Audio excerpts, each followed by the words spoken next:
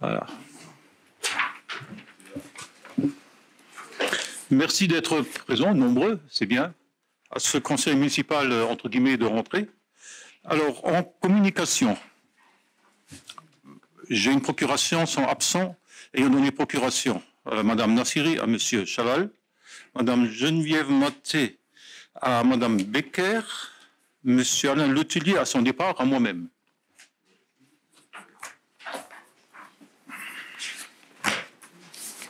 Alors, la séance.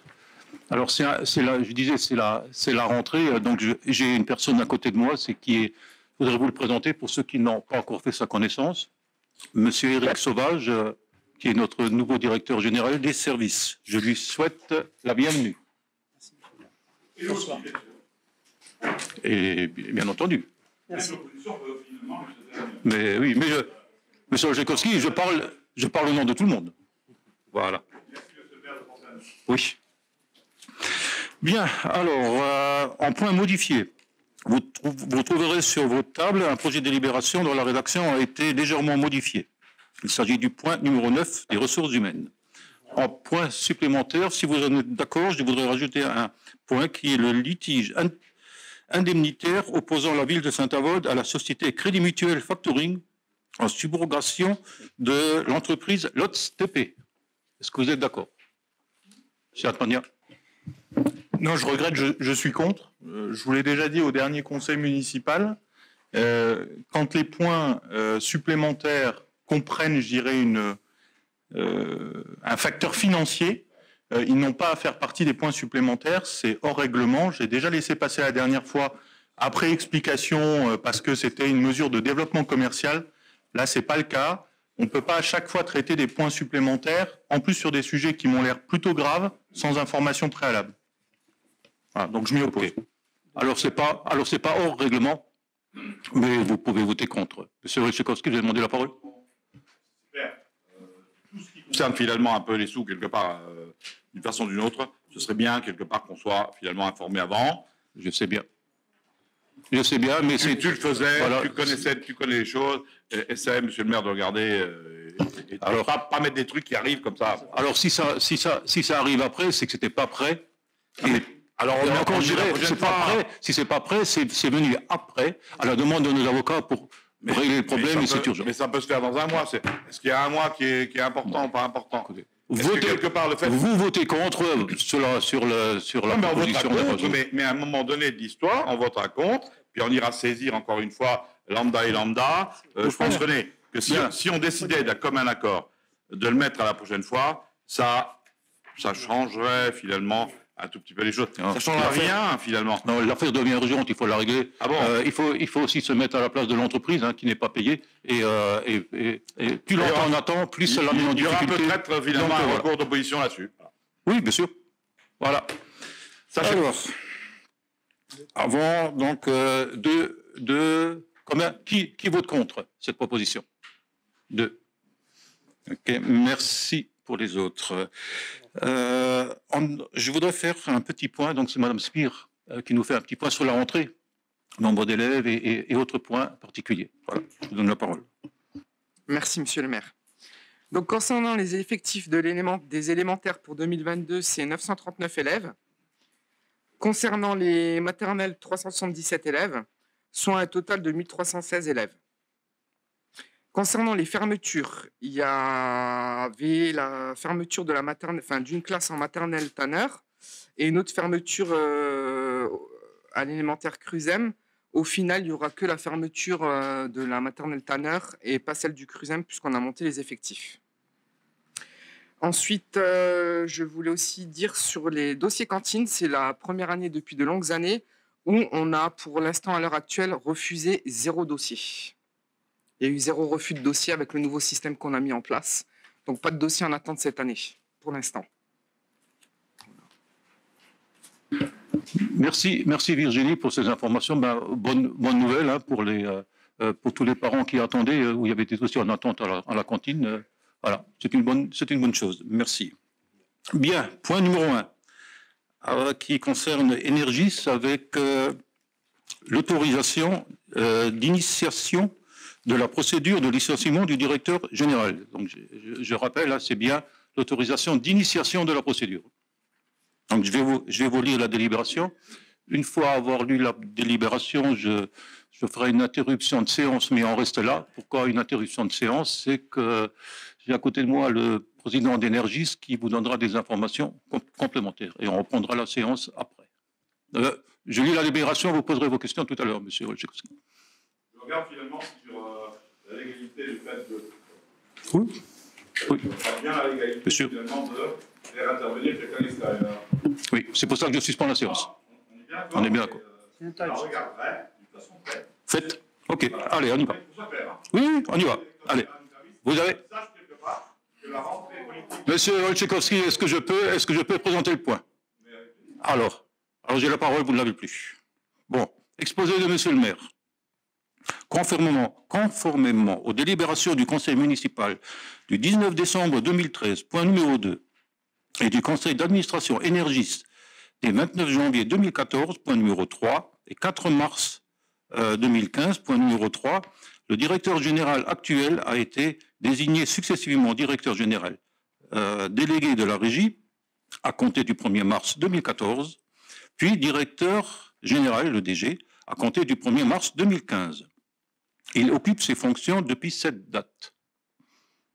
Plusieurs éléments ont été apportés à la connaissance du président et des membres du conseil d'administration relatifs, et là je rajoute un petit mot, à d'éventuels manquements du DG pouvant avoir des conséquences pour la régie relatifs notamment au contrat de travail, primes et indemnités et l'évolution salariale du DG, aux accords salariaux et comptes épargne-temps, aux tiers payants et Pierre Group, à la dette de la ville, aux immeubles des pompiers, aux risques psychologiques au sein d'Energis et à la proposition amiable faite au DG et à la nature des échanges qui ont suivi.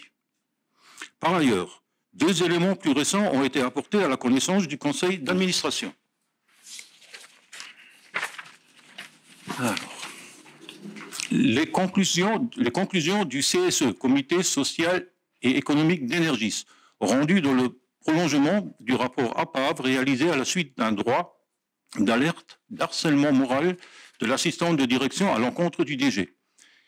Il ressort notamment sur ces conditions, et là je rajoute aussi quelques mots, si elles sont fondées, un nombre conséquent de défaillances et d'insuffisances de la part du DG au niveau managérial, relationnel, organisationnel, du pilotage de la stratégie de l'entreprise et la reconnaissance du harcèlement moral. Un courrier de la CRE, Commission de régulation de l'énergie, portant sur l'ARENH, l'accès régulé à l'électricité nucléaire historique, en date du 8 juin donc de cette année, indiquant le montant du complément de prix qui est dû par la régie au titre de l'année 2021 et dont il ressort que les quantités d'ARENH transmises à la CRE ont été largement surévaluées. Souscription de 16,4 MW pour un droit de 11,3 MW.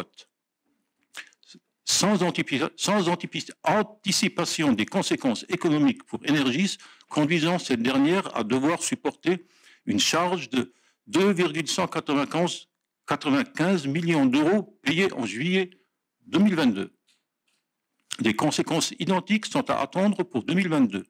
Souscription de 19,25 MW pour un droit de 11,6 MW, avec des montants beaucoup plus élevés, environ 4 fois plus qu'en 2021, soit 8,2 millions d'euros au minimum. Les services d'énergie sont mobilisés au maximum et sont sollicités et ont sollicité Madame la Trésorière publique pour essayer de limiter l'impact lié à cette énorme dépense qui sera à régler en juillet 2023, tout en restant dans le respect des règles de la comptabilité publique.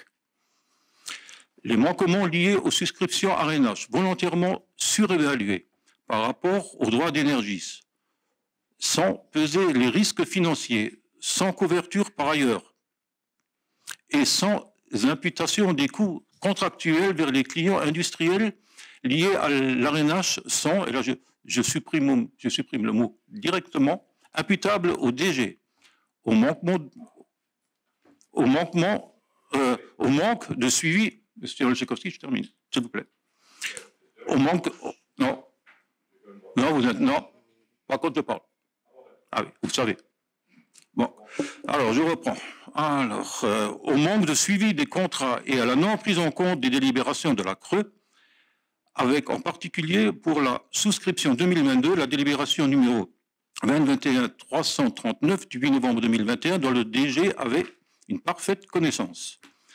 Dans ce cadre, le conseil d'administration de la Régie d'Énergis et par délibération en date du 21 juillet, décidé d'autoriser le président du conseil d'administration à solliciter monsieur le maire de Saint-Avold pour l'introduction d'une procédure de licenciement pour insuffisance professionnelle à l'encontre du directeur général et d'autoriser, conformément à l'article R2221-18 du CGTC, le président du conseil d'administration d'ester en justice pour le compte de la régie municipale d'Énergis, sur certains faits relevant du droit pénal. Compte tenu de ces éléments, il vous est proposé d'autoriser, et je supprime la phrase « le conseil d'administration représenté par président du conseil d'administration à introduire une procédure en vue, je rajoute, du licenciement pour insuffisance professionnelle à l'encontre du directeur général et en particulier dans ce cadre à convoquer un entretien préalable à son éventuel licenciement, d'autoriser conformément à l'article R2221-18 du CGCT, le conseil d'administration d'Énergis, représenté par son président, d'ester en justice pour le compte de la régie municipale d'Énergis sur les faits relevant du droit pénal. Voilà pour la délibération. Je vais faire une... Non, vous n'avez pas la parole, je ne vous l'ai pas donnée. Non, je ne vous l'ai pas donnée. Ah non, vous dites, vous parlez, M. Wolczykowski, vous parlez quand je vous donne la parole. Donc je fais une suspension de séance. Non. Mais vous l'aurez dans le procès verbal, Voilà, vous l'aurez dans le procès verbal. Je l'ai dit clairement. Suspension de séance. Vous n'avez pas la parole, M. Wolczykowski. Suspension de séance. Vous troublez le conseil municipal, vous troublez le conseil municipal, M. Wolczykowski. Vous pouvez couper le micro à M. Wolczykowski, il n'a pas la parole. Coupez-lui le micro. Ah, il l'a même pas pris. Je vois qu'il n'est pas allumé. Il l'a même pas pris.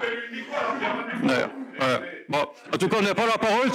Je suspends la séance. Pour donner la parole à M. Cazalet, président d'Énergis, pour des explications complémentaires. Le conseil municipal est suspendu. Merci, Monsieur le Président. Bien, est-ce qu'il y a des questions sur ce point-là, sur ce sujet? Monsieur Olszewski. Monsieur le maire, ce point est surprenant.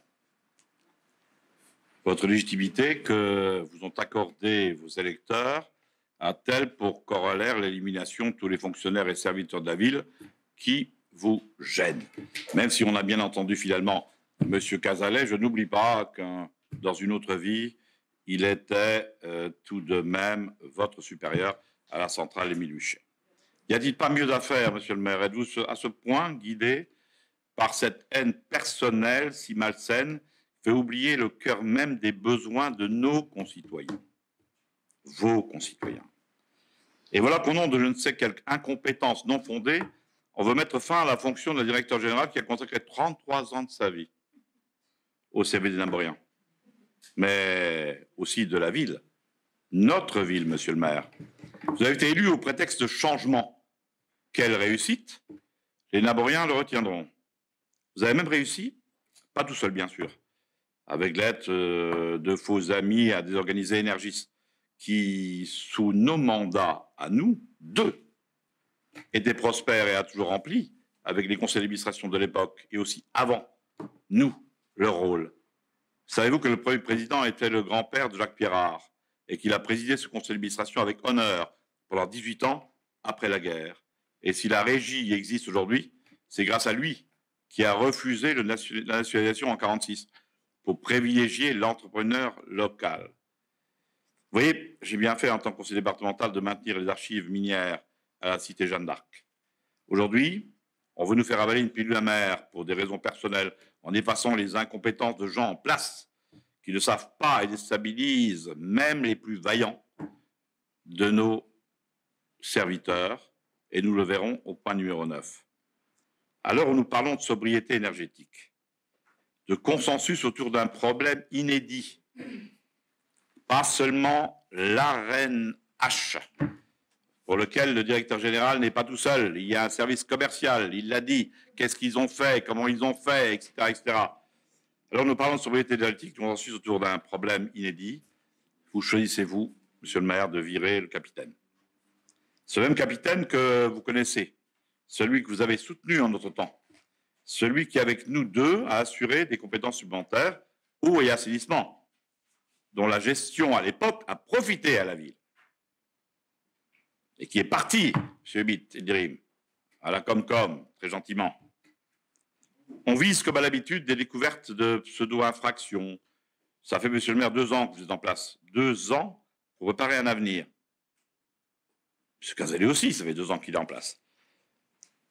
Pas 2 ans de chasse aux sorcières ininterrompue, dont la dernière victime sera le directeur général d'Energis, pour insuffisance professionnelle. De qui se moque-t-on, monsieur le maire? Diffamé, encore diffamé. Vous ne savez faire que cela. Et je vous ai pourtant appris une autre vision des valeurs, une lecture commune de ce qui peut être une stratégie au service des Laboriens. Il n'en reste rien.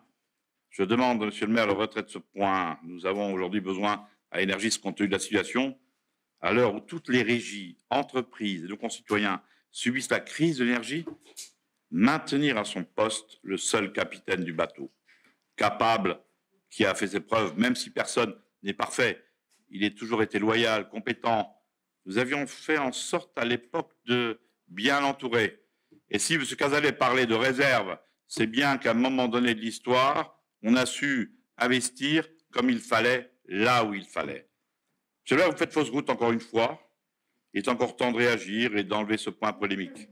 Saint-Avold et sa régie ont aujourd'hui besoin de nuances et de mesures. Je vous demanderai instamment, bien évidemment, de retirer ce point de l'ordre du jour. J'ai été bref, monsieur le maire, oui. Non, c'est bien. Et pas polémique. C'est bien.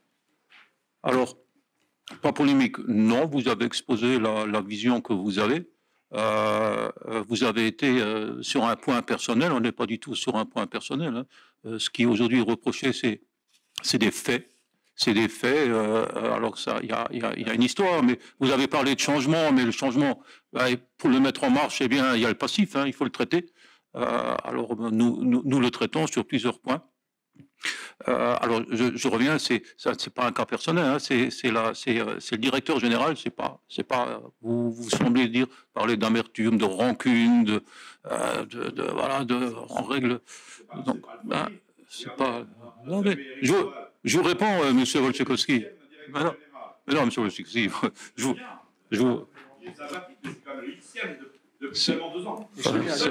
monsieur Wojciechowski, je contre-argumente.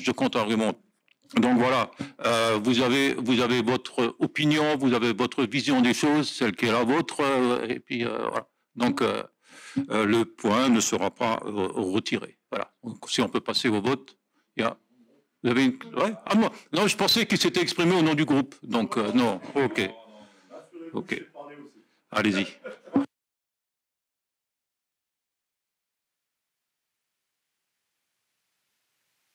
Oui. Bon, merci. Moi, j'ai plusieurs choses à vous dire par rapport à ce point. Le premier, auquel je ne m'attendais pas forcément, c'est un point de méthode par rapport à l'intervention à l'instant de Marc Cazalet. Oui, si vous préférez. Il s'appelle Marc Cazalet. Bien, maintenant je vais terminer mon intervention. Alors, moi, ce qui me gêne profondément là-dedans, si vous voulez, vous nous présentez une délibération dans laquelle vous listez tout un tas de motifs, etc., etc., et vous suspendez la séance du conseil municipal pour faire intervenir devant public. Donc, finalement, c'est pas une réunion réservée aux élus. La presse est derrière moi. Vous faites intervenir devant public le président d'Énergis, Marc Cazalet, que vous avez nommé, donc qui suit vos orientations, vous l'avez dit plusieurs fois, hein, y compris dans ce conseil municipal, et vous ciblez finalement une personne. Moi, je suis pas là aujourd'hui pour juger de la... Laissez-moi terminer. Je vous contre-argumenterai après. Vous après, si vous voulez, vous êtes là, vous donnez des instructions, etc., etc. Très bien. Vous gérez votre personnel. Vous gérez votre personnel. J'ai envie de dire, c'est votre problème. Et c'est le problème du président d'Energis.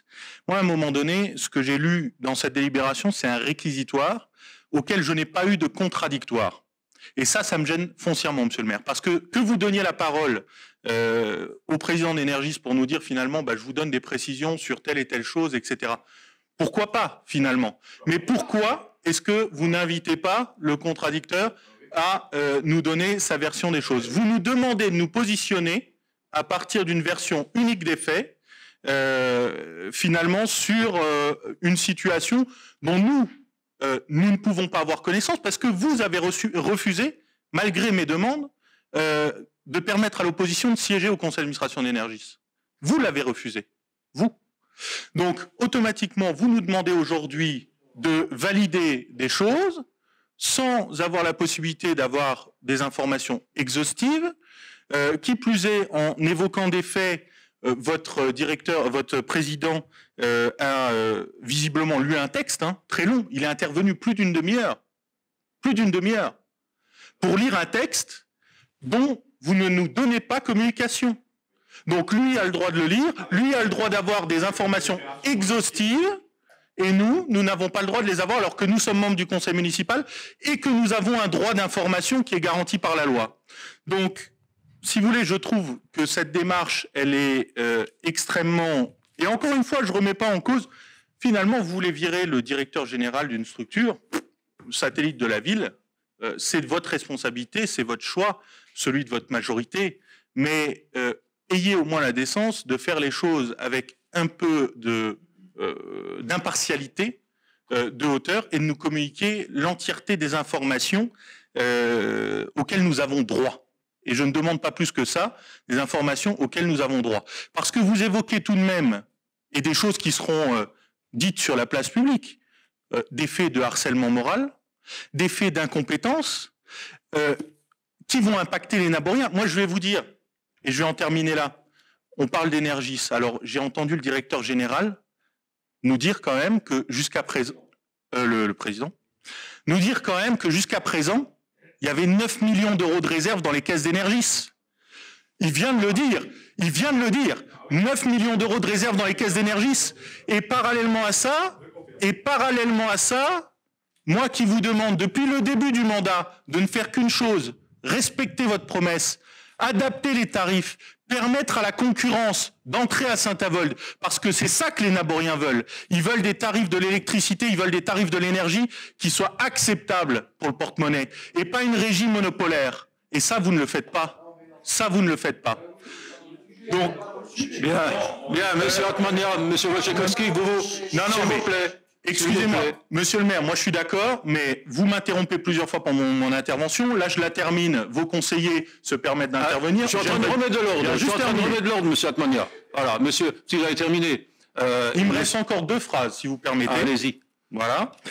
Donc, tout ça pour vous dire qu'effectivement, et je ne pense pas dépasser du cadre parce que, encore une fois, les faits que vous évoquez, c'est des faits qui ont un impact financier. Là, on nous communique des éléments financiers auxquels, moi, conseil municipal de la ville, qui ai quand même été élu dans ce conseil municipal, qui est donc une légitimité démocratique, je n'avais aucun moyen d'en avoir connaissance. Aucun. Et c'est foncièrement gênant parce que notre régime municipal, c'est le patrimoine des Naboriens. Et ce patrimoine-là, à partir du moment où on n'a pas la transparence complète sur son contenu et la façon dont il est géré, forcément, on ne peut pas avancer. Mais je vous laisse lire les mots que votre directeur général vous a glissés. Alors, monsieur Brem, et je terminerai après. Jean-Claude.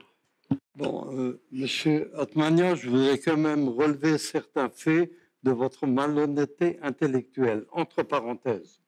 Combien de fois nous avons demandé à M. Wojciechowski, à l'époque, pour qu'on ait un représentant au sein du conseil d'administration d'Energis, ce qui a toujours été refusé. Ce qui a toujours été refusé. Alors, ne venez pas aujourd'hui avec en donneur de leçons. Stop. Monsieur Brem a la parole. Ne l'interrompez pas, je ne laisse pas aller. Voilà. Quelque part, mon nom a été cité. Je voudrais simplement rappeler à M. Brem que c'est la majorité. Si vous voulez intervenir, prenez votre place. Tranquillement. Simplement, puisque mon nom a été cité, je voudrais simplement redire à M. Brem. Brièvement. D'abord, c'est terminé, monsieur Brem. Oui, non, Tchékovsky, est-ce que M. Brem a terminé? oui, j'ai terminé. Ce n'est pas finalement le maire qui définit les conseillers à Énergis tout seul. Il y a son équipe municipale qui a son mot à dire. M. Steiner en était. Voilà. C'est tout. Bien. Alors, je prends acte de ce que vous avez dit, M. Atmania, et vous aussi, M. Wojciechowski. Simplement, je rappelle, dans ce genre de procédure, on est simplement ici, le point, il faut le rappeler, c'est l'autorisation d'initier la procédure. Il y a bien une procédure réglementaire avec un certain nombre d'informations. Et voilà. Bien. Passons au vote. Monsieur. Moi, je ne suis pas d'accord sur le fait qu'on n'ait pas le texte exact de la délibération. On voit le délibération. J'ai rajouté 3 mots et j'en ai. Et je l'ai dit, ça change rien sur le fond, vous l'aurez dans le compte rendu. Voilà. Allez, on passe au vote. Monsieur le maire, Demandez la parole. juste une question. Oui. Pour être sûr par rapport à ce que vous venez de dire, ce qui veut dire que, à titre d'information, vous nous transmettrez les informations de la procédure qui va être engagée suite à cette délibération. Ah non, c'est pas ce que j'ai dit. M. Wojciechowski réclame les modifications de la délibération que j'ai due. C'est bien ça. Voilà. C'est 3 mots. Non. Allez, on vient au vote. Voilà. On a quand même fait une procédure disciplinaire. Et vous avez évoqué vous-même un petit peu la sensibilité. Allez, on passe au vote. Qui est contre? Abstention? Merci. Point adopté. Point numéro 2. On est bien au point numéro 2? Oui. Avec le yogaton. Et c'est Mme Bétinger qui nous explique ça. Merci, monsieur le maire, mais c'est pas gentil de me faire passer après le point 1. Un événement inédit sous le terme de yogaton est programmé à Saint-Avold et concerne le public adulte. Il est proposé des séances d'Hatha Yoga selon le mode de fonctionnement suivant. À l'Agora, séance d'1 heure, 3/4 d'heure de pratique, enchaînée de manière continue le mardi 20 septembre 2022 entre 18h30 et 22h30 et le mercredi 21 septembre 2022 entre 6h et 18h. Sur site éventuellement, à la demande, si les dates de l'Agora ne conviennent pas, les établissements destinataires d'un courrier d'information sont déclinés ci-après. Les commerçants adhérents à l'Association des commerçants des artisans de Saint-Avold, les sociétés listées dans le répertoire commerce et cœur de ville, les sociétés de la plateforme Kémésis, les établissements de santé, les médecins de ville, les laboratoires d'analyse médicale, les pharmacies, les podologues, les structures pour les personnes âgées.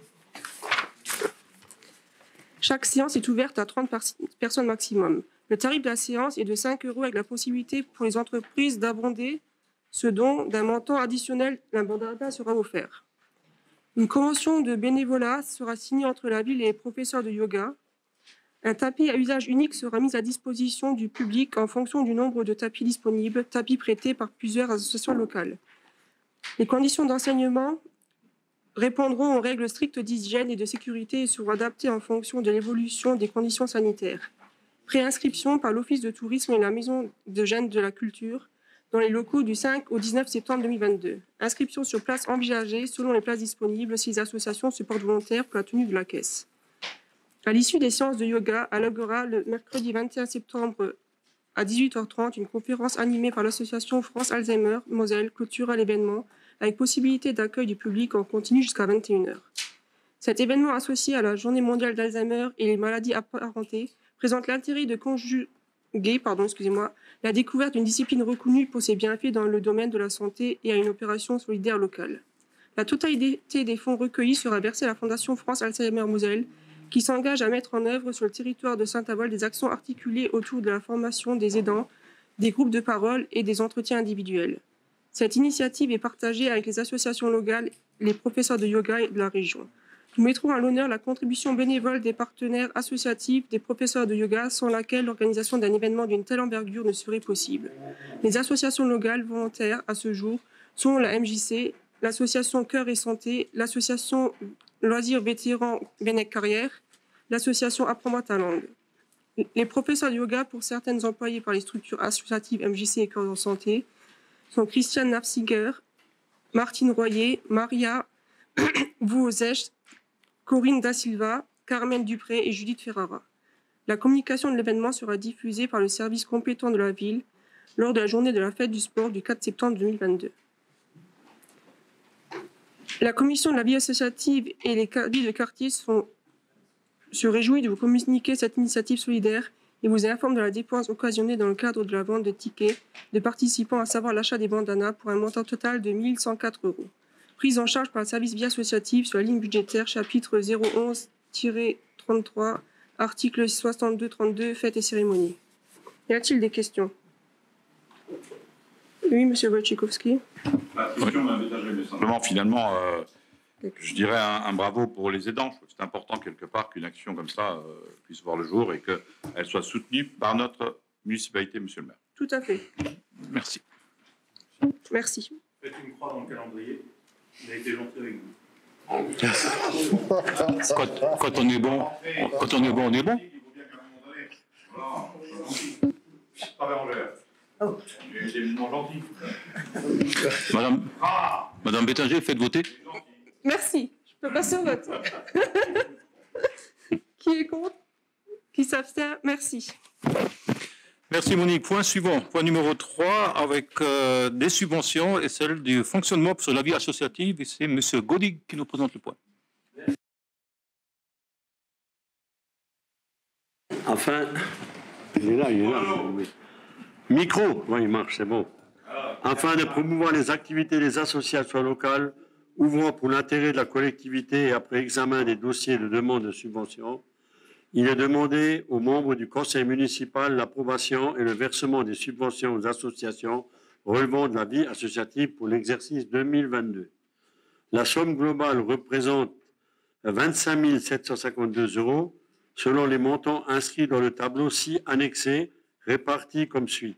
21 250 € versés aux associations, 4 502 correspondant à la valorisation des coûts de location et des installations sportives.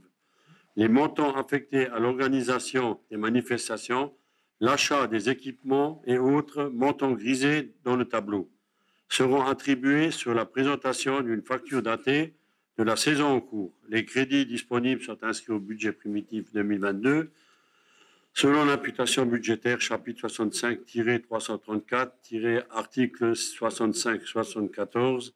Les crédits sont inscrits en recette 70-25-31-70-83 pour 4 502. Location divers gymnases scolaires. Y a-t-il des questions? Wojciechowski. Mon cher M. Godig, moi je remarque une chose, c'est que finalement, à un moment donné, dans le hit parade, il y a bien évidemment le Carnaval Club et Apprends-moi ta langue. Alors autant finalement sur Apprends-moi ta langue, je n'ai pas de problème particulier, mais que le Carnaval Club soit peut-être, je dirais, bien en pôle position par rapport à d'autres associations, je trouve que c'est un peu excessif. Ceci étant, vous êtes maître des horloges et du jeu. Je voulais poser une question concernant Huchet. Il se passe quoi là, c'est Huchet, puisque quelque part, je ne vois rien de Huchet. Je vois là, Osbuc, il existe. Et qu'est-ce qui existe ailleurs? Voilà. Alors, je peux vous répondre, juste pour le Carnaval Club, tu répondras, mais l'ACL n'a pas fait certainement de demande de subvention. M.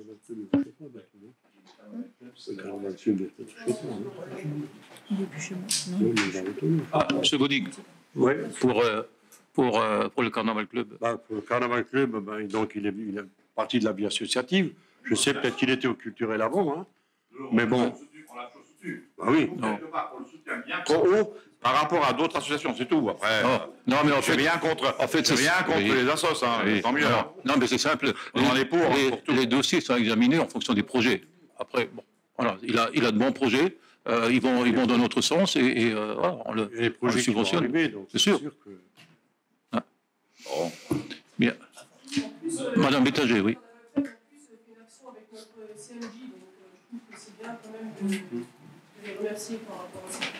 Bon, on changera ça plus tard. D'autres interventions, M. Atmania? Question? Oui. Excuse-moi, Lolo. Non, moi, je fais presque la remarque inverse, si vous voulez. Hein. Oui. Donc, je regarde le tableau, je vois 18 associations, 21 000 euros. Donc, grosso modo, même pas 1 300 euros par association. Même pas. On est en dessous. Donc, si vous voulez, je pense que la ville associative à Saint-Avold mérite un peu mieux que ça. Je pense que, je sais aussi que c'était plus avant. Hein. J'ai regardé les chiffres précédents. On était, je crois, à plus de 30 000 l'année dernière. On était largement au-delà les années précédentes. Donc, on est aussi sur une baisse. Pourquoi une baisse? Parce que je vois aussi des associations qui demandaient à une époque des subventions qui n'en demandent plus. Ça, c'est un signal qui est aussi inquiétant pour moi, parce que quand on voit moins d'associations qui demandent des subventions et moins qui en obtiennent, c'est un signal négatif sur le dynamisme du réseau associatif. Donc pour moi, il y a deux choses. Premièrement, alors évidemment, je voterai pour, hein, parce qu'on va quand même pas les priver de subsides. Mais parallèlement à ça, je pense qu'on aurait pu faire un effort complémentaire par rapport au projet des associations, d'une part, et d'autre part, qu'il faut réengager un accompagnement auprès de chacune des associations qui relèvent de du service vie associative, parce qu'il y en a plus que 18, et pour les engager à présenter des projets et à obtenir des subventions en contrepartie. C'est ça qui fait le dynamisme de la ville. Alors, si je peux te répondre, je vais te répondre que les associations, il y en a qui n'ont pas demandé de subvention parce qu'ils ont estimé que ils n'avaient pas fait d'activité suite au Covid et des choses comme ça. Hein? Donc après, on ne peut pas leur dire, et ce sont au moins les associations honnêtes qui... Voilà ce que je veux dire. Hein? Oui. Depuis quelque temps, on voit quelque part le bénévolat s'assoupir avec un certain nombre d'associations. Tu le vis. Tu l'as vécu et tu le vis. Oui, l'intérêt finalement de la municipalité, c'est de dire comment réactiver un petit peu les choses et quels moyens mettre en place. Et Tristan vient de dire, c'est pas avec des moyens à ras des pâquerettes qu'on arrive finalement à donner l'envie. Voilà. Moi, je suis d'accord, mais je pense que il faut nous laisser un peu le temps pour rebondir, hein, parce qu'on sort d'un Covid, les associations elles sont un peu perdues. Mais je pense, je pense qu'il a raison, les associations, enfin, pas perdues. Je pense que la Covid a fait des dégâts. On verra combien vont s'arrêter. Hein. Je pense qu'un certain nombre physiquement sont déjà arrêtés, mais ne l'ont pas signalé au tribunal. Mais effectivement, il y a eu des dégâts. Après, on donne des subventions sur des dossiers. Alors, si vous dites, M. Atmania, on ne donne pas beaucoup, mais on donne d'après les dossiers. Alors, moi, je vais bien évoquer dossier par dossier et regardez ça en commission. Mais bon, c'est pas là. Alors, donc, vous voyez, attendez, je termine et je donne la parole à M. Becchio qui l'a demandé. Donc, faire une somme et dire, voilà, c'est 1300 par association, non, ça ne marche pas comme ça. C'est les projets qu'on a, ce qu'on a envie de faire, et ce qui va aussi dans le sens municipal. Parce qu'une subvention, c'est pas un dû, hein, vous avez l'impression de dire, demandez tous. Non, il faut avoir un projet. Et il faut que ça rentre un petit peu dans ce qu'on a envie d'impulser. C'est ça. Voilà. Monsieur Becchio. C'est sûr qu'aujourd'hui, le monde associatif est en peine. Parce que moins de bénévoles, moins de participation et in fine un accompagnement qu'il va falloir augmenter sur les prochaines années concernant la formation du bénévolat sur le territoire. Aujourd'hui, les procédures de contrôle ont changé.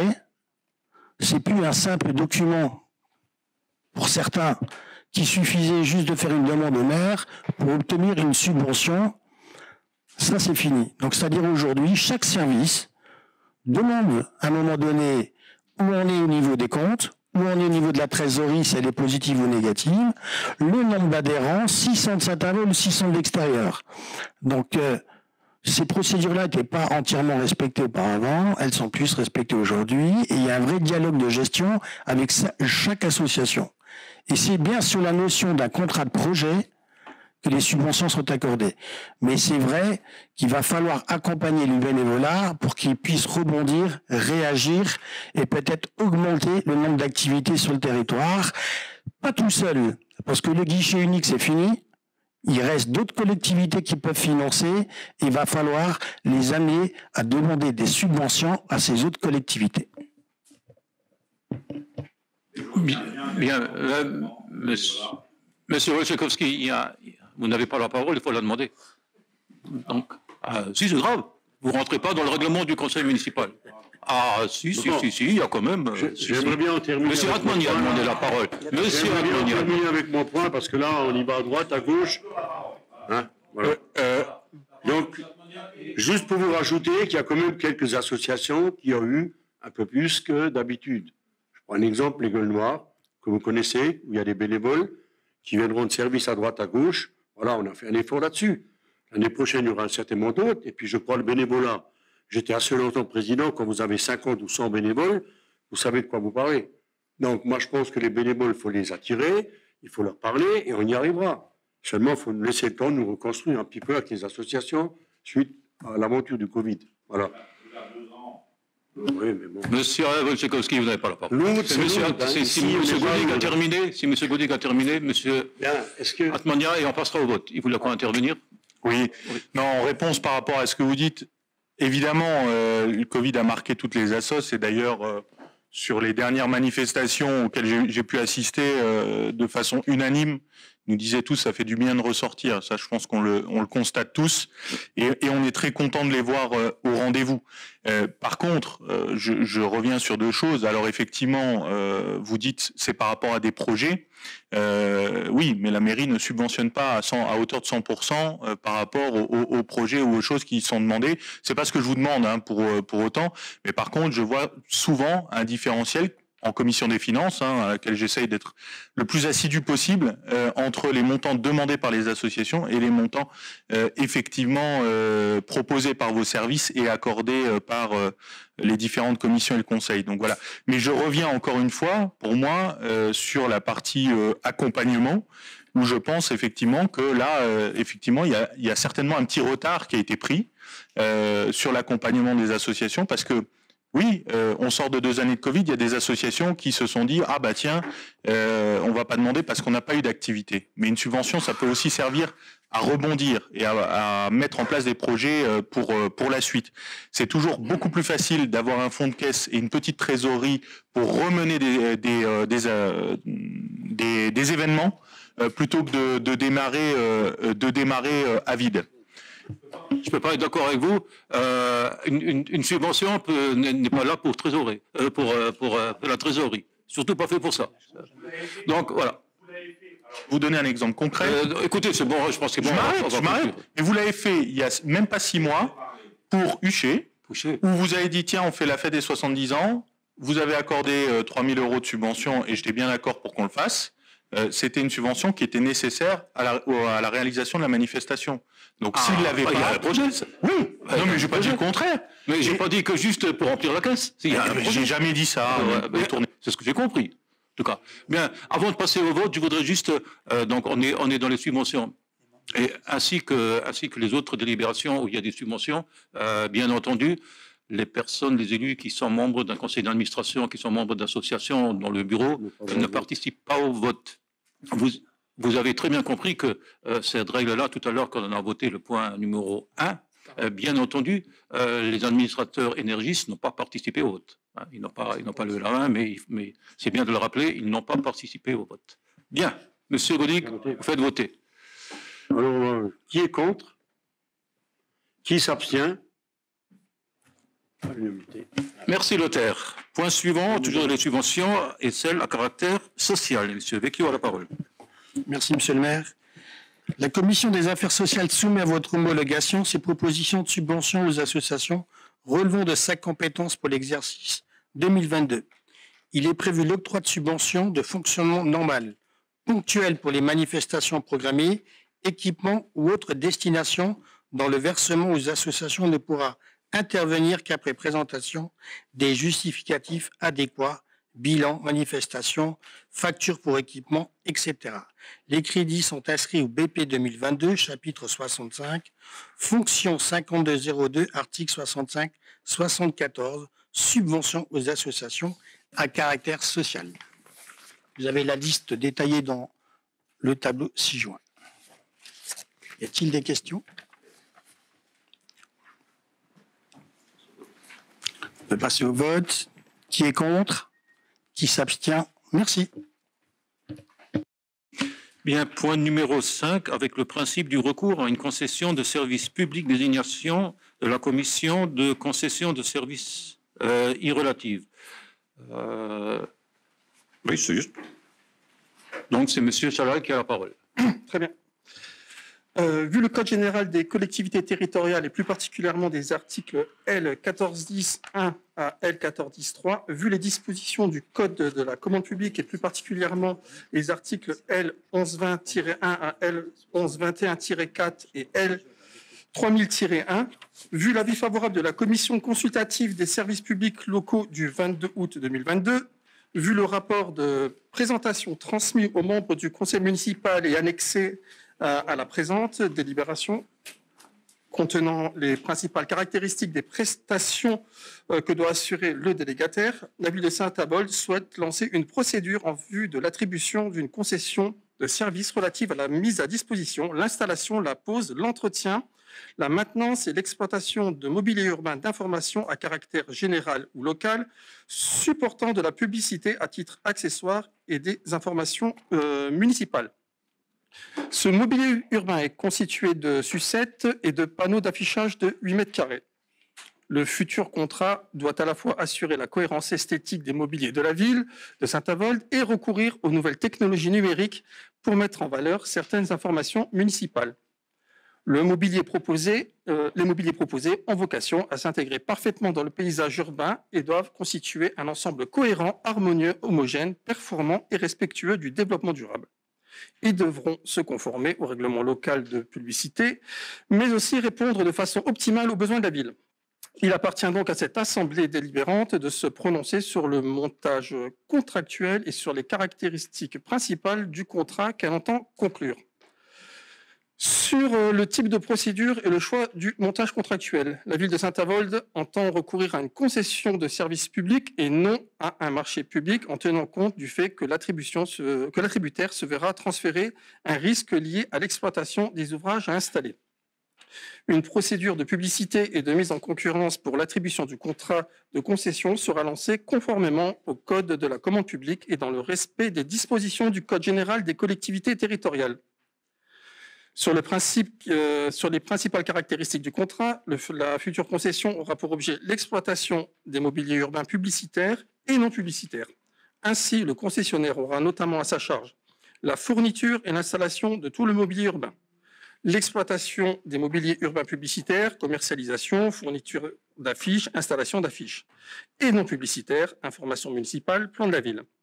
L'entretien et la maintenance, y compris le renouvellement en cours de contrat de tout le mobilier urbain à ses risques et périls. Le cas échéant, le contrat pourra intégrer des équipements supplémentaires ou prévoir le déplacement de certains équipements, voire leur suppression sur le domaine public de la ville de Saint-Avold. Le concessionnaire s'engagera à compter de la date de début de contrat sur une durée de 15 ans. De plus, il convient d'élire une commission de concession de services publics compétente pour arrêter la liste des candidats admis à présenter une offre et pour exprimer un avis sur les offres.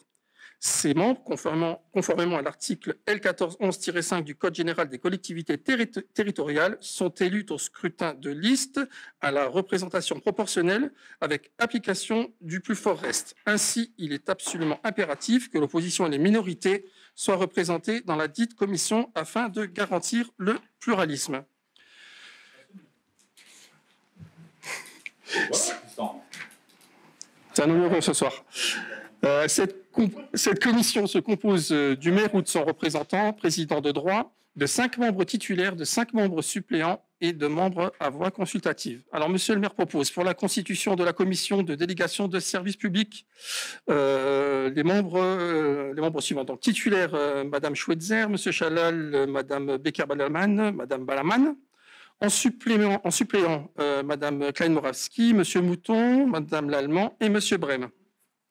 Membre à voix consultative, le comptable public, le représentant de la DDCRF, Monsieur Truchot, chef du service communication, Madame Quint, responsable des marchés publics, Madame Lauer, responsable urbain foncier.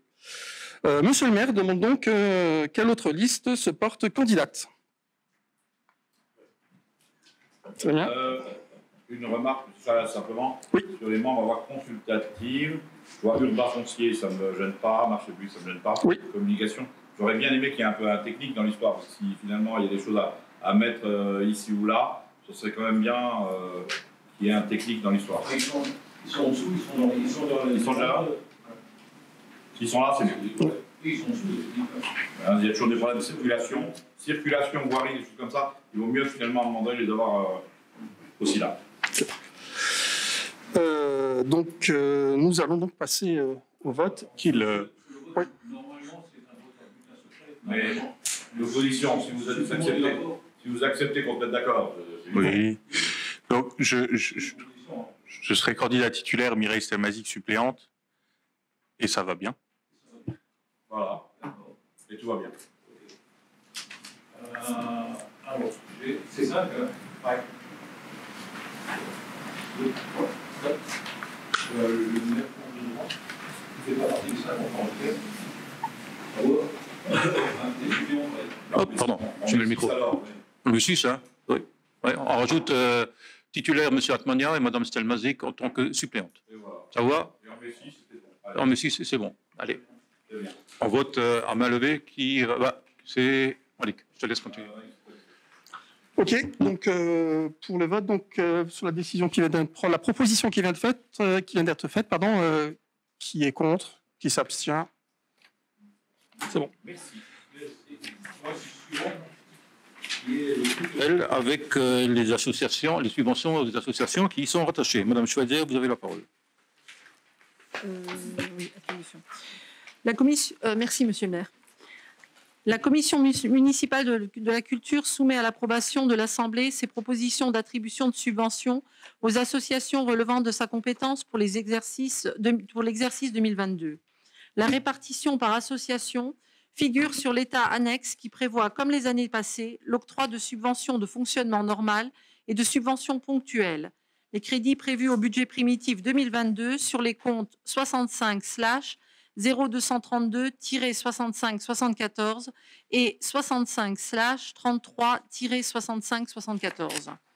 Donc vous avez la liste, l'état de répartition des subventions municipales aux associations pour l'exercice 2022. Donc je ne vais pas vous la lister. Hein. Voilà. Vous avez des questions? On peut passer au vote. Qui est contre? Qui s'abstient? Le point est à l'unanimité. Merci Raymond. On a traité un certain nombre de demandes de subventions et le conseil prochain, il nous restera avec le service des sports, avec les services, avec les associations sportives. Mais je tiens quand même à les remercier. Je tiens quand même à les remercier de la mobilisation qu'ils ont eue pour ce week-end au service de la ville et au service de leur sport. Merci à eux, également merci au service. Bien. Point suivant, toujours Mme Schweitzer, avec le centre culturel et la programmation de la saison 2022-2023. Merci.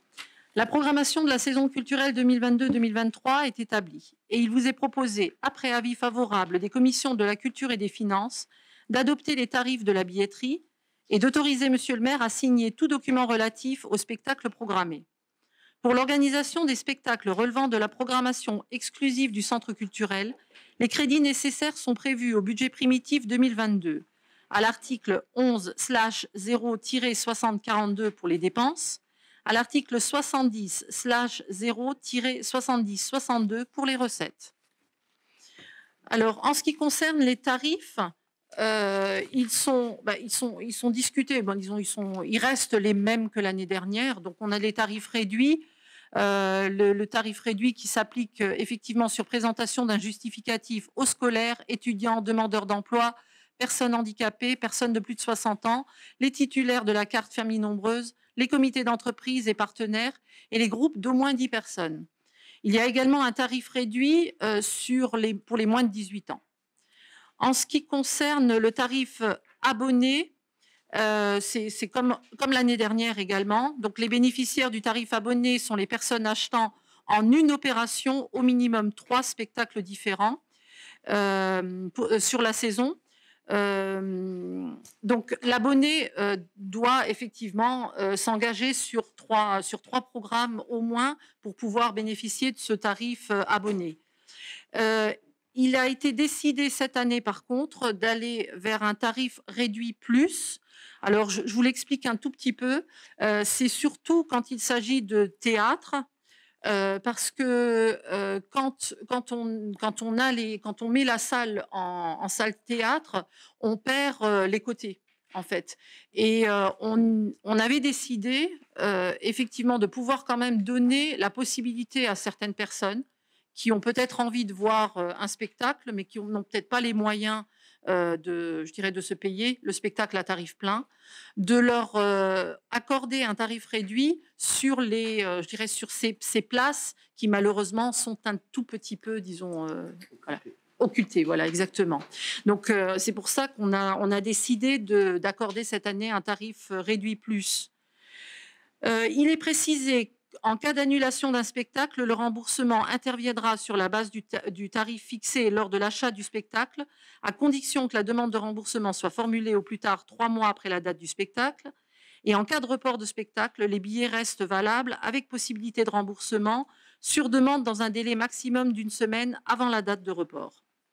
Bon, en ce qui concerne les ventes, la vente des spectacles de cette nouvelle saison culturelle débutera après la validation du conseil municipal. Donc, voilà, j'espère dès demain. À titre d'information, le coût global de l'ensemble des spectacles sera approximativement de 156 000 €.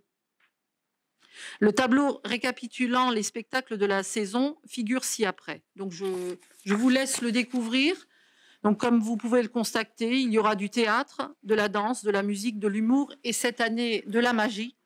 On a essayé de rajouter un petit peu, d'innover. En ce qui concerne la danse, j'aimerais quand même apporter à votre attention que la compagnie Les Affamés a été en résidence au centre culturel et pour cela, ils nous accordent un spectacle gratuit. Donc, c'est un petit peu comme ça qu'on l'a géré. Et ce spectacle tournera autour d'un thème qui nous tient à cœur. Donc, chaque année, on met à l'honneur un handicap. Et cette année, ce sera l'autisme. Donc, en fait, il y a une gratuité, mais il y aura des dons qui seront récoltés et qui seront récoltés pour une association. Et l'association sera Envol Lorraine. Voilà. Donc ça, c'était important, je pense, de le spécifier. Oui, je pense que c'est bien de souligner le fait qu'on n'a pas augmenté les tarifs. Oui, oui, effectivement.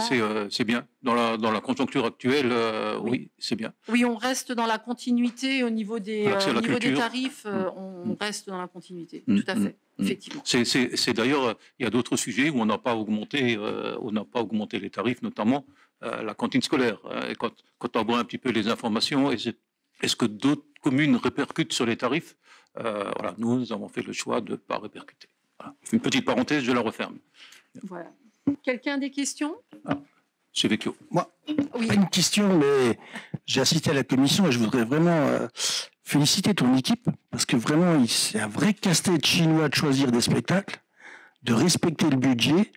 Et moi, je trouve que tu as une belle équipe au Centre culturel Pierre Messmer. Et je crois qu'il faut le souligner parce que c'est pas évident pour eux. Et puis, je pense qu'ils ont tenu les objectifs. Voilà, en tout cas, bravo. Alors moi, je tiens à souligner effectivement le travail des agents et en particulier, à la culture, j'ai vraiment beaucoup de chance. Effectivement, j'ai des équipes qui sont derrière moi et qui travaillent. On travaille de concert et je pense qu'on arrive à faire de belles choses. Voilà. Juste, oui. Je pense que je vais demander à Monsieur le Directeur Général de faire part aux agents de ce qui a été dit là. Ah oui, avec plaisir. Ils font du bon travail, c'est pas les seuls. Hein. Je pense que tous les agents font du bon travail. Il faut leur dire, il faut leur faire confiance, il faut les responsabiliser. Mais comme je le dis très souvent, et je le dis très souvent devant les agents, on n'est rien sans eux. C'est vrai. Merci, Madame Fazer. Voilà. Vous avez quelqu'un des questions? Monsieur Atmania. Oui, Monsieur Atmania. Je vais être relativement court. Je m'associe aux salutations et aux remerciements aux différents agents, notamment du service culture, du CAC, bien évidemment. J'émets deux remarques. La première, par rapport au tarif réduit plus.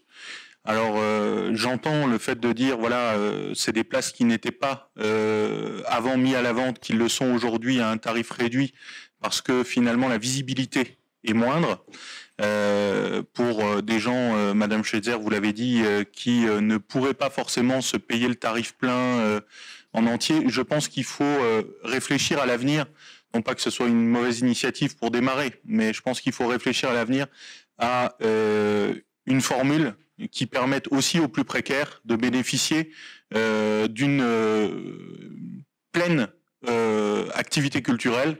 On ne peut pas dire, voilà, vous pouvez payer que 10 €, donc vous regarderez le spectacle que d'un œil.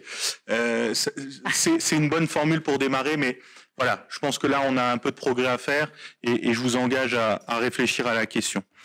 Absolument, mais je me permets de rebondir.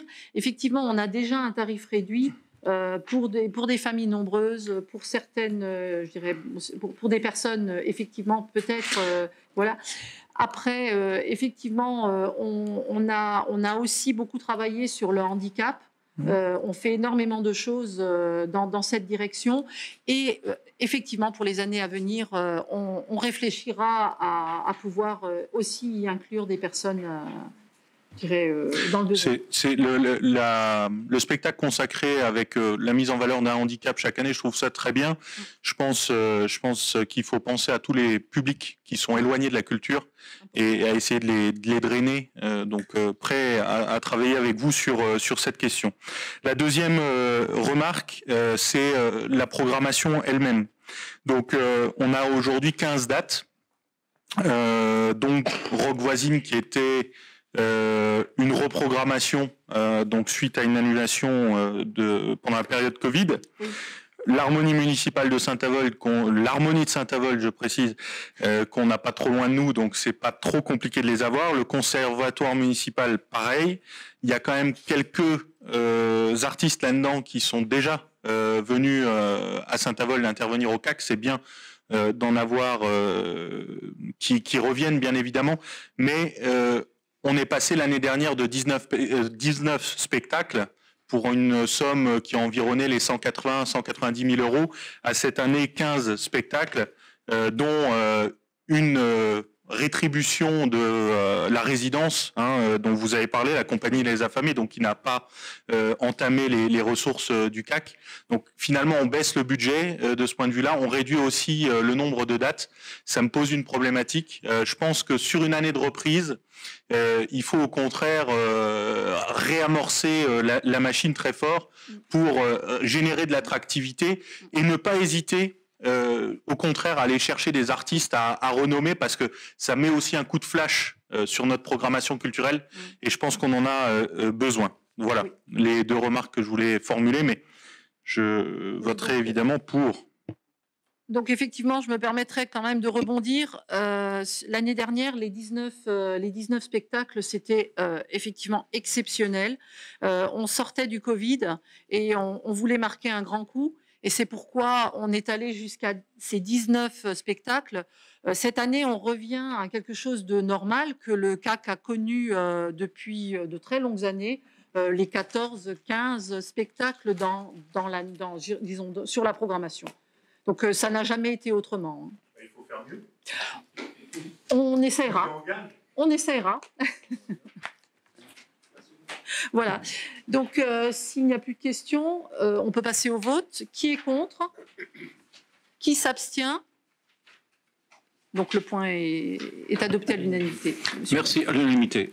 Point suivant, qui en est toujours de la culture, avec le Conservatoire de musique et de danse et la proposition d'approbation d'une convention avec des partenaires. Madame Pardelman, vous avez la parole. Merci, monsieur le maire. Le conservatoire à rayonnement communal de Saint-Avold est une structure essentielle au développement culturel de notre territoire. Il a pour vocation de permettre à tous de pouvoir accéder à un enseignement de qualité et une pratique musicale diversifiée et encadrée par des professionnels qualifiés. Il en est de même pour la pratique de la danse, du chant ou du théâtre. Vu la délibération du conseil municipal du 10 juin 2021, point numéro 20, intitulé « Le conservatoire demain », exprimant de nouvelles orientations, notamment dans le fait d'élargir, de diversifier et d'actualiser l'offre pédagogique du conservatoire. Considérant le souhait du conservatoire de Saint-Avold en tant qu'établissement d'enseignement artistique de chercher à établir des partenariats dans le cadre de sa pédagogie nouvelle avec d'autres établissements de la ville comme les écoles élémentaires, collèges ou lycées, hors temps scolaire, afin de favoriser l'accès à une pratique artistique, les EHPAD, où le conservatoire intervient pour des démonstrations musicales en petite formation, dans un cadre pédagogique et intergénérationnel, au départ simple passe-temps, une activité telle que la musique devient une réelle thérapie. La musique permet en effet aux malades de replonger dans leurs souvenirs et de retrouver des émotions perdues le temps d'une chanson et peut également rapprocher les générations.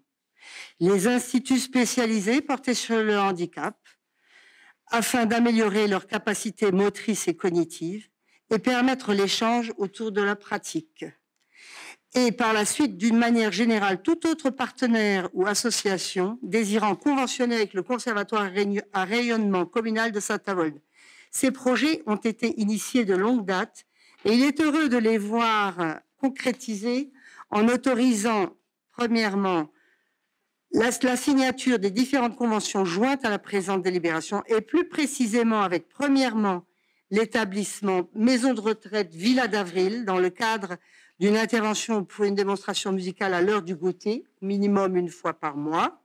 Deuxièmement, l'école privée Sainte-Chrétienne dans le cadre d'un partenariat hors temps scolaire pour les enfants de l'école élémentaire, ne payant que les droits d'inscription, soit 45 € pour l'année de conventionnement. Au-delà de cette année, si l'élève souhaite se réinscrire au conservatoire, il devra s'acquitter des tarifs normaux en vigueur. Ce partenariat est favorable pour l'école, proposant un service supplémentaire aux familles, mais également et surtout pour le conservatoire, qui souhaite voir augmenter le nombre de ses élèves. Ce projet nouveau sera évalué à la fin de chaque année scolaire et sur 3 ans au minimum, permettant éventuellement une étude d'ouverture aux autres établissements scolaires de la ville. Troisièmement, l'Institut d'éducation motrice, IEM de Saint-Avold, dans le cadre d'un partenariat de danse avec les 2 professeurs de danse du conservatoire. Un tarif réduit de 50% par rapport au tarif en vigueur sera appliqué aux familles. Le gymnase de Huchet sera mis à disposition à titre gracieux. Et les enfants concernés sont au nombre de 7 et font partie de 3 groupes de vie de l'IEM. Considérant ce qui précède, il est proposé aux membres du conseil municipal d'autoriser monsieur le maire, l'adjoint délégué ou le conseiller municipal délégué à la culture à signer les conventions ci-jointes, ainsi que celles à intervenir, qui feront l'objet d'un point annuel d'information au conseil municipal et qui entrent dans le cadre de la présente délibération, permettant au conservatoire de pouvoir rayonner sur l'ensemble de son territoire avec l'ensemble de ses partenaires. Sont annexés au projet les 3 conventions avec la Villa d'Avril, l'école Sainte-Chrétienne et la convention avec l'IEM. Voilà. Y a-t-il des questions?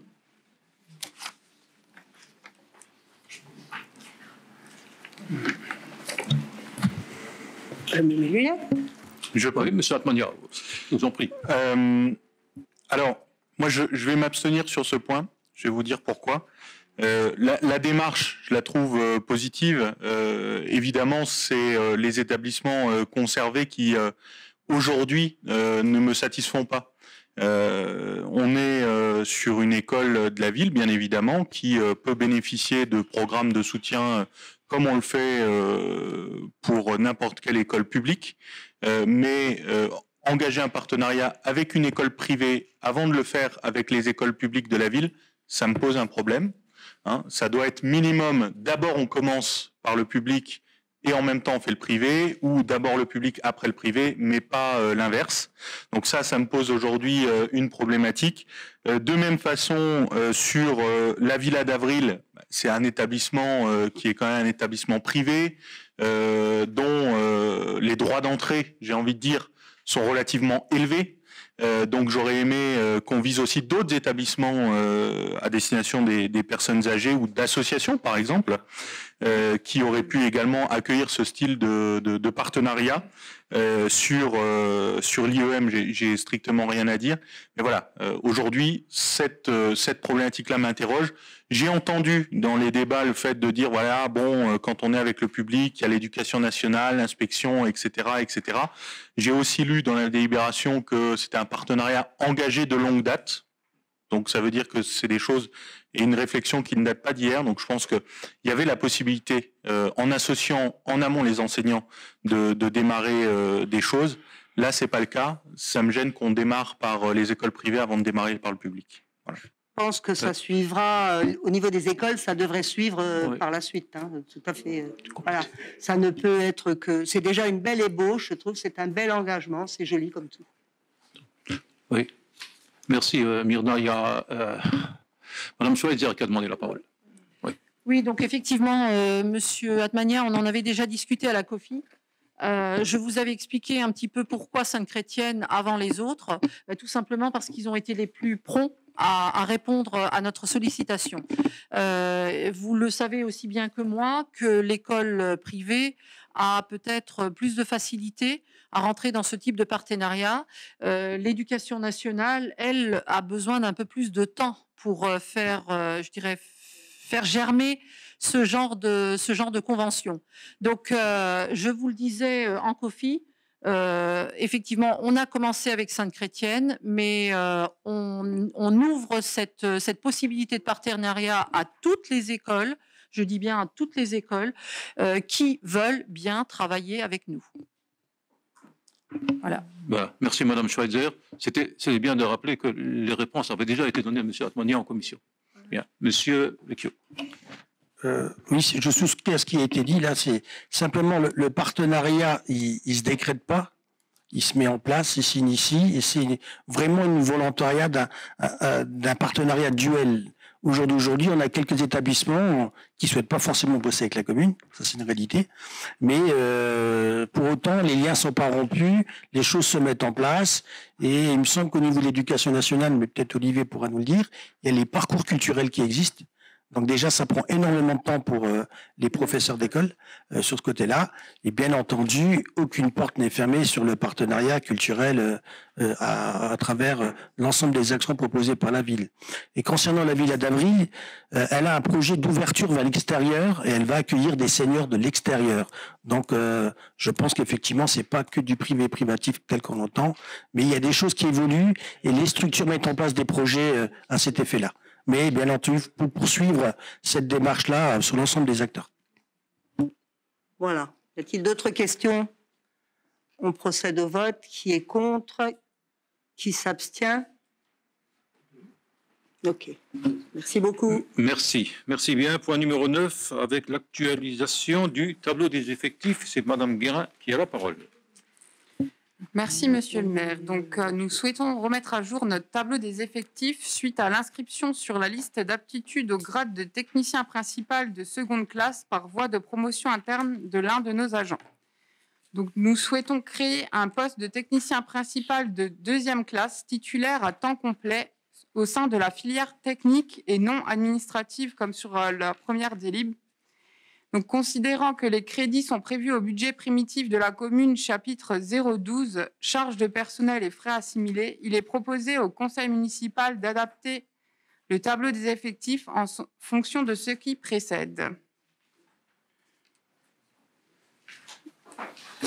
Monsieur Olczykowski. Oui, je prends l'objet de ce point numéro 9 pour parler un peu de l'étape des effectifs global, puisqu'on dit, voilà, on crée des postes pour les gens méritants. Je pense quelque part qu'ils en sont, ils sont un certain nombre finalement à l'être, mais on ne parle pas des difficultés finalement qui existent au sein des effectifs municipaux aujourd'hui. Alors, je vous demanderai, monsieur le maire, bien évidemment, par courrier, lors d'un prochain conseil municipal, de me donner, je dirais, un petit peu la liste de ces gens qui sont aujourd'hui en maladie, en dépression, qui ont quitté finalement cette commune, puisque à un moment donné, on dit, oui, on crée des postes, mais on n'a jamais parlé de ceux qui s'en vont, de ceux qui sont dans la mallette. Je vous le donnerai, monsieur le Pasquier, mais vous n'êtes pas sur le point. Vous n'êtes pas sur le point. C'est le point, c'est actualisation du tableau des effectifs. Ah ben, je parle bien. Une modification. Oui. Vous demandez des informations complémentaires qui ne sont pas liées au point. Je vous les demanderai, la prochaine fois. Non, je suis d'accord. Aujourd'hui, puisque quelque part, on parle du tableau des effectifs, on ne peut pas vous donner bien évidemment, on crée des postes.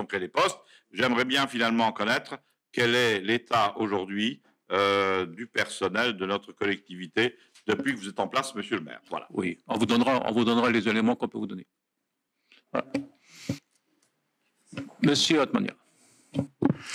Oui, alors moi ce qui me gêne toujours quand vous nous mettez une actualisation du tableau des effectifs avec une création de poste, c'est que vous ne nous fournissiez pas en annexe le nouveau tableau actualisé.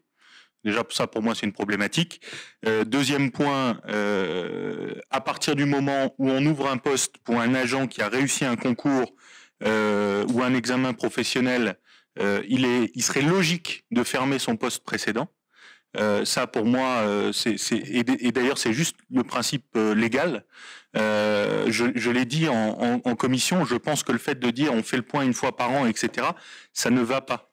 Il faut, quand on ouvre des postes pour des raisons de promotion, qu'on ferme le poste précédent de façon immédiate, de façon à ce qu'on ait une situation fidèle de ce que sont les effectifs de la collectivité et aussi de la façon dont vous attribuez les postes, puisque je le rappelle, une fois que les postes sont créés par le conseil municipal, ils sont pourvus par l'autorité territoriale sans que le conseil n'ait à dire son mot. Donc ça, c'est une problématique en matière de transparence.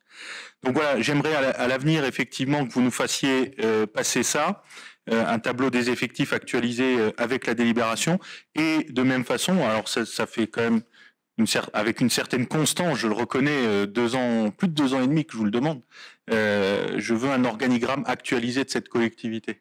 Je ne sais pas qui fait quoi dans cette maison, moi. Moi, si, je le sais, mais pas par vous. Et ça me pose un problème. Madame Guérin va vous répondre. Donc, concernant les fermetures de postes, donc, elles sont à chaque fois matérialisées en comité technique. Donc, présentées à chaque fois, on ne peut pas faire autrement. Et donc, le tableau est à chaque fois remis à jour.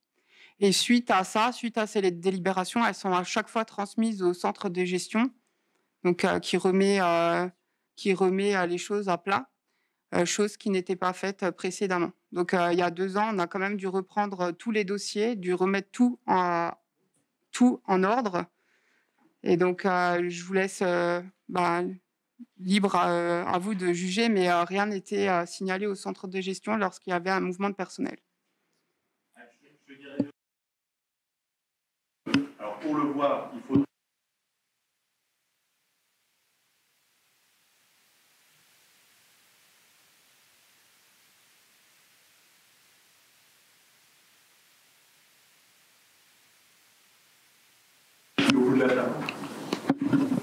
Je ne ferai pas de commentaire, monsieur Atmania, à votre...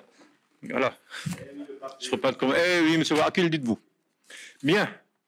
Le vote. S'il n'y a pas d'autres remarques. Donc, qui est contre? Qui s'abstient?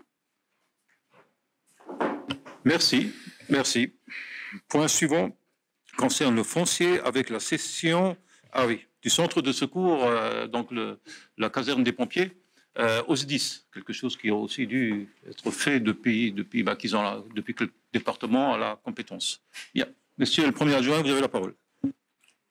Merci, monsieur le maire. Donc, la commune est actuellement propriétaire du bâtiment abritant le centre de secours situé 57 rue Maréchal Foch. Dans la mesure où le service départemental d'incendie et de secours est un établissement public à caractère administratif gérant les sapeurs-pompiers au niveau du département, le transfert de la propriété à ce dernier est envisagé à l'euro symbolique. L'estimation domaniale du 7 juillet 2022 conclut à une valeur vénale du bien à 350 000 €. Aussi, le SDIS de la Moselle ayant donné son accord pour la transaction, votre commission des finances vous propose de céder au SDIS de la Moselle, représenté par M. Weiten, président du conseil d'administration du SDIS de la Moselle, la parcelle cadastrée 29, numéro 253, d'une contenance de 35 arts et 99 centiares, située 57 rue Maréchal Foch, sur laquelle est érigé le bâtiment abritant le centre de secours. De fixer le prix de cession à 1 euro symbolique, d'autoriser Monsieur le maire à signer l'acte de vente en la forme d'un acte administratif rédigé par les services du SDIS de la Moselle portant transfert de propriété entre la collectivité territoriale et l'établissement public. Y a-t-il des remarques ou des questions? S'il n'y en a pas, on passe au vote. Qui est contre? Qui s'abstient? Merci à l'unanimité. Merci, Monsieur Lirim. Vous gardez la parole pour le compte-rendu des décisions prises par Monsieur le maire. Merci. Donc, c'est à titre d'information. Conformément aux dispositions des articles L. 2122-22 et -23 du Code général des collectivités territoriales, je vous rends compte des décisions prises en application des délégations que nous avons accordées à Monsieur le maire par délibération du 11 juillet 2020, point numéro 4. Donc, il s'agit, au titre premier, ça concerne les locations et les baux. Titre deuxième, c'est l'ensemble des marchés à procédure adaptée, avenants et actes modificatifs. Au titre troisième, vous avez la liste des opérations funéraires en annexe. Et quatrièmement, ce sont les renonciations à l'exercice du droit de préemption.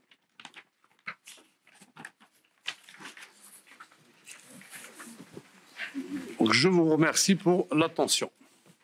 Y a-t-il des remarques? Merci. Je vous écoute. Oui, je sais. Une seule remarque, hein, je regardais juste, puisque vous avez fait une parenthèse sympathique tout à l'heure, monsieur le maire, sur la cantine. Alors là, je vois tous les marchés qui ont été passés. Pomona, Épicaveur, Cisco, Terre Azur, bref, du surgelé. Alors, tu veux répondre? Alors, c'est du surgelé. On a bien un règlement et avec de la restauration scolaire. Et après un appel d'offres, on ne peut que donner attribué à ceux qui nous ont répondu. C'est bien la grande problématique. Bien. Suivant avec le point numéro 12, avec la convention de partenariat entre la commune de Saint-Avold et le Laguram. Donc, en l'absence de M. Letellier, et comme il m'a donné procuration, je vais donc présenter le point. Juste, je ne participerai pas au vote. Je fais partie du conseil d'administration. De Laguram. Vice-président. Et quatrième vice-président, effectivement. Bien. Donc, je vais assez rapidement, je ne vais pas vous lire toute la délibération. En fait, il s'agit de 2 points, mais c'est parti d'un point dont on a déjà discuté. C'est notre camping, notre centre de séjour du Felsberg. Qu'est-ce qu'on en fait? Le camping n'est pas là tout seul dans la ville. Il est autour d'un certain nombre de choses, avec un certain nombre de compétences qui vont vers ce site. Je cite par là, en parallèle, on travaille sur le projet Ardent du Pic, donc c'est pas loin. Il faut prendre dans la destination du camping, mais il faut prendre ça en compte. Il faut surtout prendre en compte la mobilité douce avec les pistes cyclables. Et là aussi, il y a bien un projet de piste cyclable qui est géré par l'AGLO, également dans le cadre de la mobilité douce et cœur de ville. Donc voilà, qu'est-ce qu'on fait du Felsberg? Est-ce qu'on le laisse simplement camping? On l'adapte pour les camping-cars? Est-ce qu'on multiplie un petit peu les diverses... comment pourrais-je dire, je cherche les diverses destinations, les fonctions, ils mettent un petit peu de formation avec de la restauration entre midi, puisqu'on sait très bien qu'on qu'on a souvent des demandes de sollicitation de salles pour des entreprises qui demandent des salles de formation, pour lesquelles on peut les accompagner avec de la restauration. Il y a les camping-cars, il y a un certain nombre d'associations. Il faut remettre du dynamisme là-haut, mais il faut le remettre avec une vue globale, non seulement, je le redis, du site du Felsberg, mais sur l'ensemble de la ville. C'est pour ça que j'ai demandé à l'Aguram de nous accompagner, de nous éclairer et de nous donner un certain nombre de pistes pour qu'on puisse prendre ensemble la meilleure des décisions. Donc, vous savez, l'Aguram, comme beaucoup, hein, comme tout le monde, c'est pas gratuit, et donc il y a donc un montant de 26 000 € dans cette convention. Est-ce qu'il y a des questions? Monsieur Atmania. Oui, merci. Alors, pour vous indiquer que je voterai contre cette délibération, alors pour plusieurs raisons. La première, c'est que dans la convention que vous nous proposez, je ne vois pas de cahier des charges par rapport à l'étude. Je vois effectivement plus particulièrement autour des projets suivants: mission d'accompagnement sur le devenir du site du Felsberg, organisation de la mobilité, bon, mais c'est extrêmement vague. Quand on commande une étude, il y a un cahier des charges qui est précis.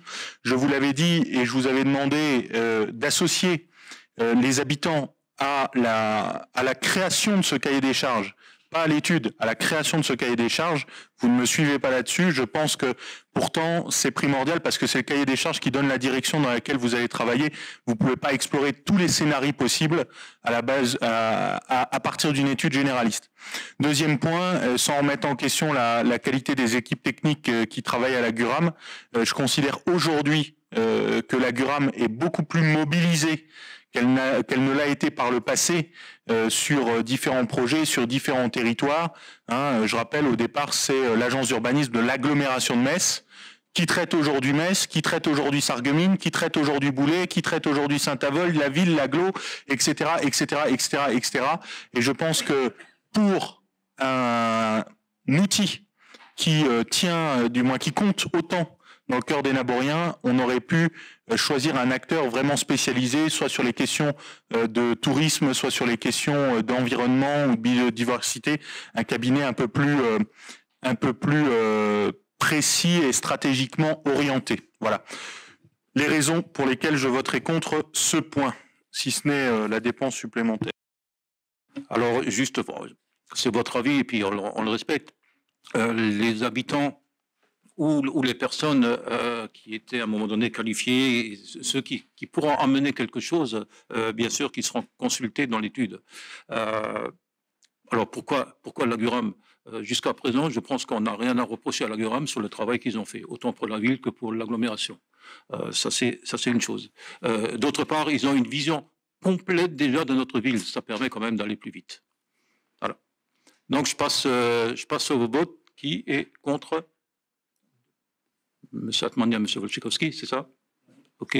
Abstention? Merci.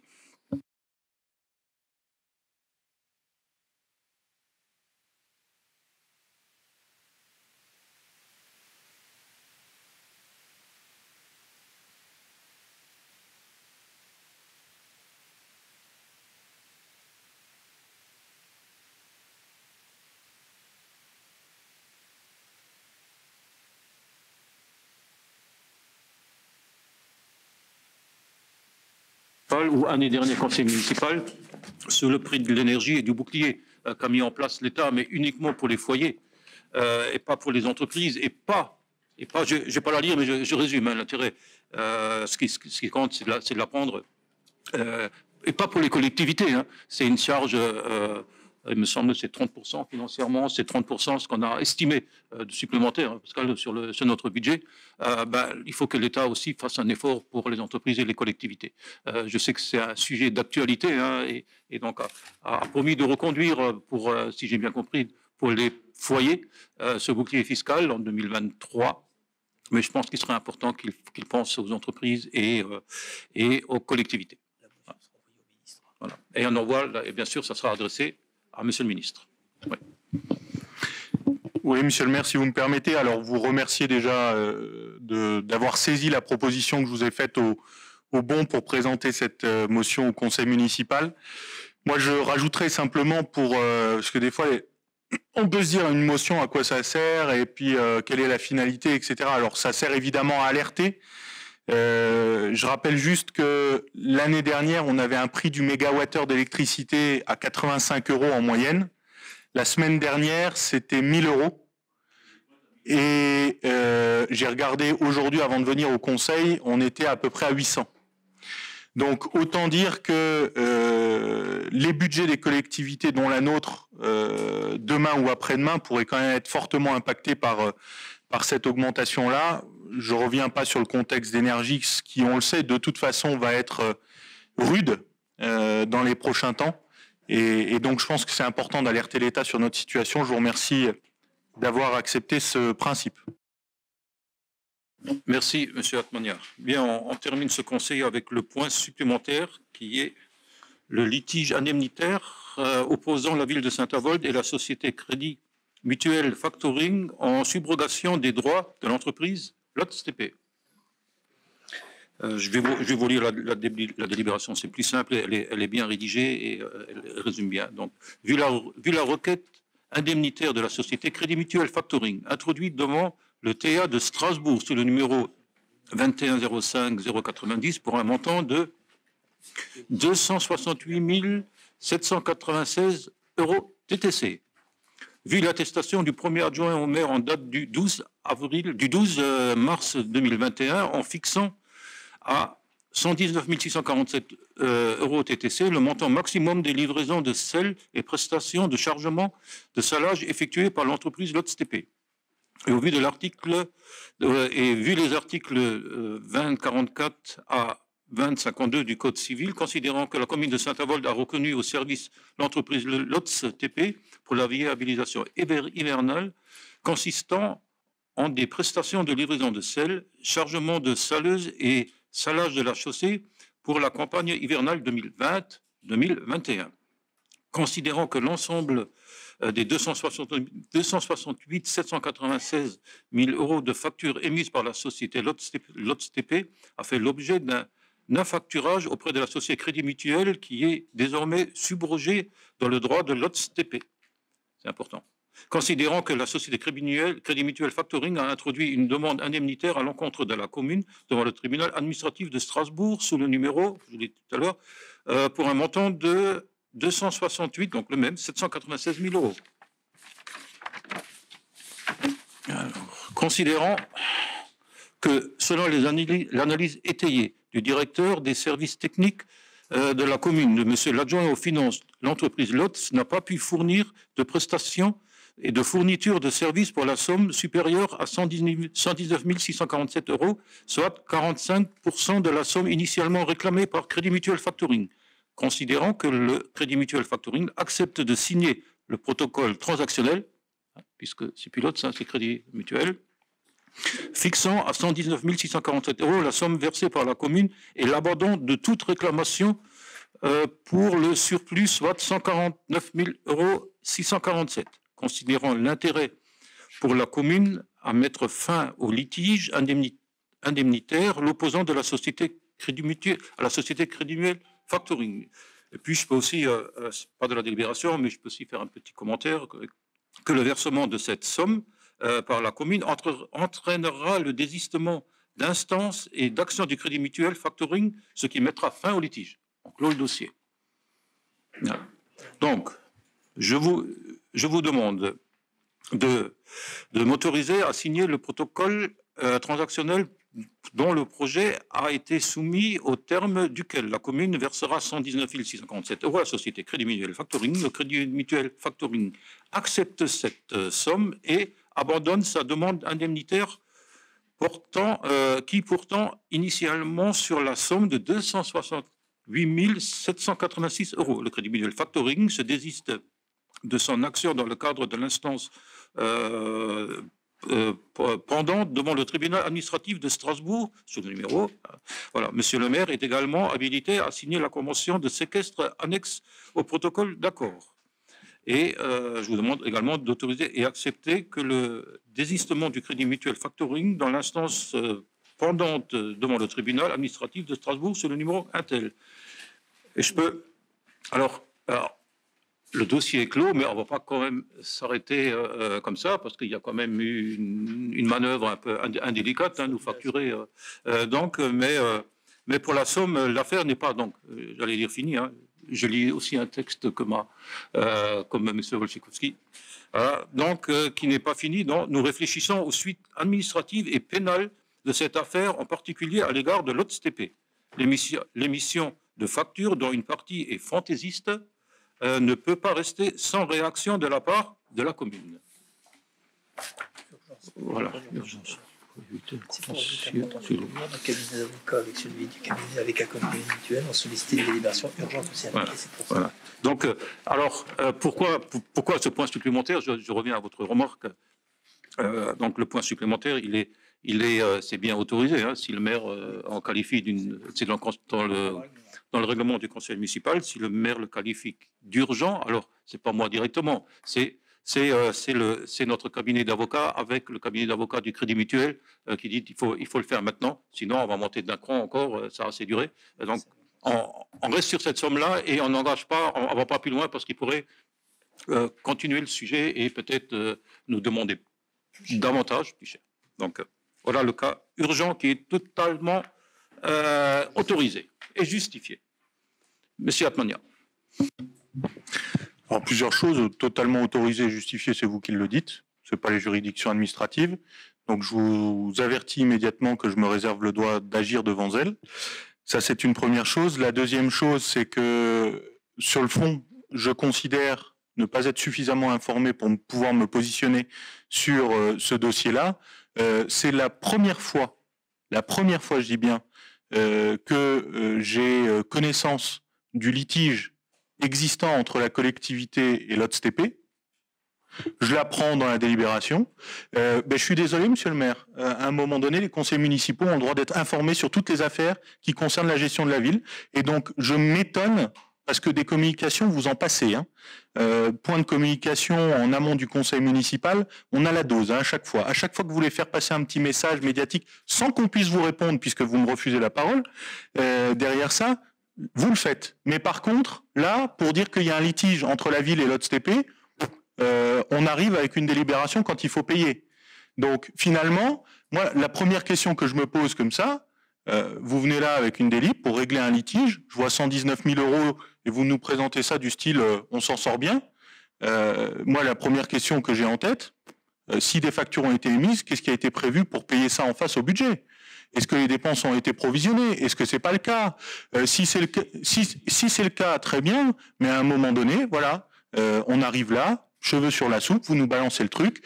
Le règlement du conseil municipal, je vais vous dire, il n'a pas été contrôlé par le tribunal administratif, il fait pas loi, il fait pas foi, c'est un règlement de gestion entre nous, très bien, mais en attendant, Si, vous dites que le point est justifié, parce que vous pouvez juger de l'urgence des choses, etc., etc. Moi, je ne suis pas tout à fait d'accord avec ça. Je considère qu'on a un droit d'information, que vous ne le respectez pas. Et c'est la raison pour laquelle je m'abstiens sur ce point. Je n'ai pas les informations pour juger finalement de la justesse de la solution que vous nous proposez à un problème dont j'ignorais totalement l'existence. Et que vous présentez là comme ça, vous balancez ça au conseil municipal. Voilà. Bien, je prends acte de votre position, mais vous, dans toutes vos études que vous avez faites, vous savez très bien, il y a un peu de droit, certainement. Quand on est en litige et on est devant le tribunal administratif, surtout on ne communique pas et à personne, c'est entre les avocats et le maire, voilà, et la direction générale. Voilà. Voici ma réponse. Passons au vote. Qui est contre? Abstention. 2 abstentions. Merci. Merci pour ce conseil qui a duré le temps. Le temps, oui.